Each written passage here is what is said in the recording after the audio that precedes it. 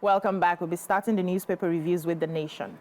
A major headline: End banditry killings now, Danjuma tells service chiefs. Ribadu: arms control law operational. Why insecurity persists by Interior Minister. Tinubu signed peace accord, presidency counters Kuka. 99 illegal refineries found, 35 oil thieves held in 1 week. JAMB unveils plan to boost education access to PLWS. Dangote can't sell petrol below cost price, says Rwani.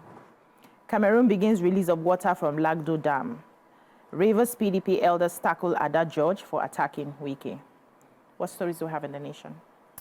Okay, about 35 suspected crude oil thieves have been apprehended by security agents, and they've been handed over to the police for prosecution. So this was revealed in a documentary entitled War on Crude Oil Theft for 7th to 13th of September 2024. And this was done by NMPCL. And they say that the period that's under review, that's short period, 7th to 13th, security operatives uncovered 36 illegal pipeline connections and 99 illegal refineries. Wow. They said 36, and they said that the war, so NNPC is saying that the war against crude oil theft is on, and the industry-wide security collaboration in hydrocarbon infrastructure continues to record remarkable progress.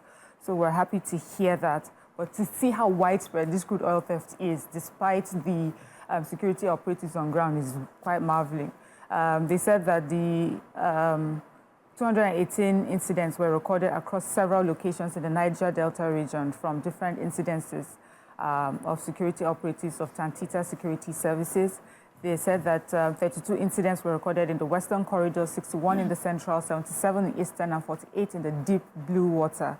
The documentary also said that at Uswamini, 2 in Rivers State, 4 illegal pipelines hidden and connected to the crude oil line were exposed.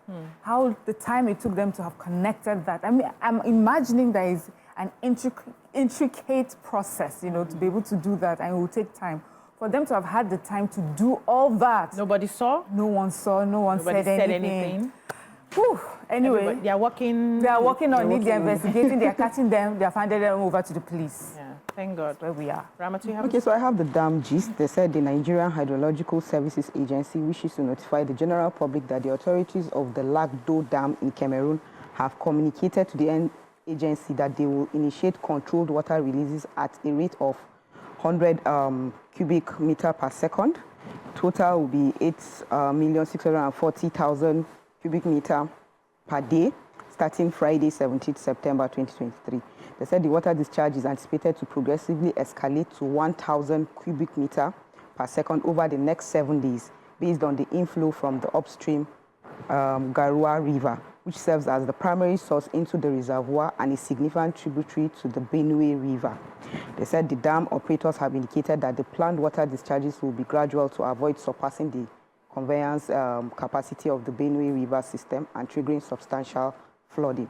They said, however, there was no cause for alarm, so we shouldn't panic, but he said it's of utmost importance for all states bordering the Benue River system, namely that's Adamawa, Taraba, Benue, Nasarawa, Kogi, Edo, Delta, Anambra, Bayelsa, Cross River and Rivers, along with the government, to heighten their vigilance and implement appropriate preparedness measures to mitigate potential flooding impacts that may arise due to the increase in flow levels of the major rivers during this period. At least we should try and avoid it so that it won't be like what has happened in Maiduguri. Yeah. I even saw in the on X these people, Dubai, bringing foods and all of that. Yes, so they are supporting Nigeria. Yeah, supporting humanitarian the flood victims at Maiduguri. I want to take the Dangote story. So this is from the perspective of Bismarck Rwani, and he was talking about the fact that Dangote can't sell the petrol below the cost price, and that he did not become Dangote by doing that. And so it's a business, and in standard business model, you need to ensure you turn a profit to maintain the business. What he said, aside from that, the reason for the price is beyond Dangote himself, that it's the market forces. He said there is...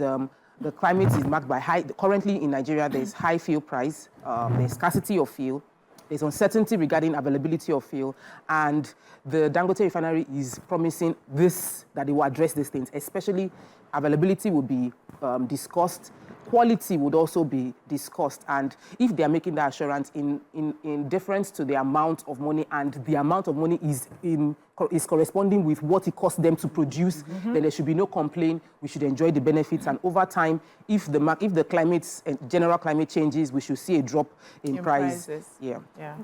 So the federal government has directed universities, polytechnics, and other tertiary institutions in the country to offer direct admission to candidates with disabilities, but those candidates will have to meet the minimum admissible scores in the Unified Tertiary Matriculation Admission that's examination, that's the UTME for their chosen programs.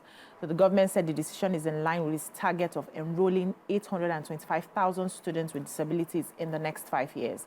It said the plan also demonstrated its unwavering commitment to realizing equal access to education for all Nigerians, irrespective of their physical status. So the Minister of State for Education, Dr. Yusuf, gave the directive yesterday in Abuja at the maiden African Regional Conference on Equal Opportunity of Access to Higher Education, hosted by the Joint Admission and Matriculation Board, that's JAMB.